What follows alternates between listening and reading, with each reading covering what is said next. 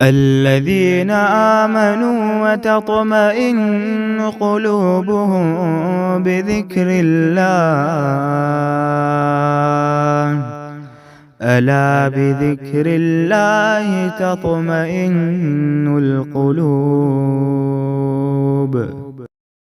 آگے 30 سے 33 میں کائنات کے کچھ رازوں سے پردہ اٹھایا جا رہا ہے اور اللہ تعالیٰ کی کچھ قدرتیں اور نعمتیں ہمارے سامنے لائی جا رہی ہیں۔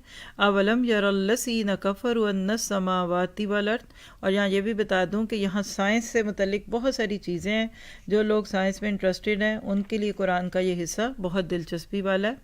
اولم یر الذین کفروا ان السماوات والارض کانتا رتقا، کیا کافر لوگوں نے یہ نہیں دیکھا کہ یہ سب آسمان اور زمین باہم ملے ہوئے تھے، پھر ہم نے انہیں جدا کیا اور پانی سے ہر زندہ چیز پیدا کی؟ کیا یہ لوگ پھر بھی ایمان نہیں لاتے؟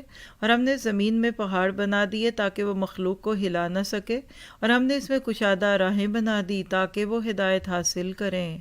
آسمان کو محفوظ چھت بھی ہم ہی نے بنایا، لیکن لوگ اس کی قدرت کے نمونوں پر دھیان نہیں دھرتے۔ نوٹ کریے غفلت۔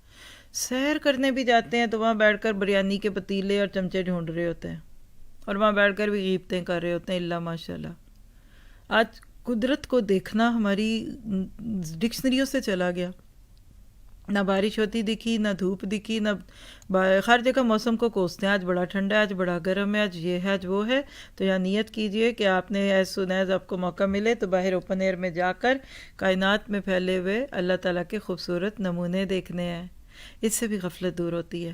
میں نے تو 2 چیزوں سے سیکھا ہے، ایک قرآن سے اور ایک کائنات سے۔ جتنا مجھے مزہ قرآن پڑھا کر اور اللہ کے نبی کی باتوں کو سنا کر آتا ہے، اتنا ہی مزہ مجھے کائنات میں جا کر آتا ہے۔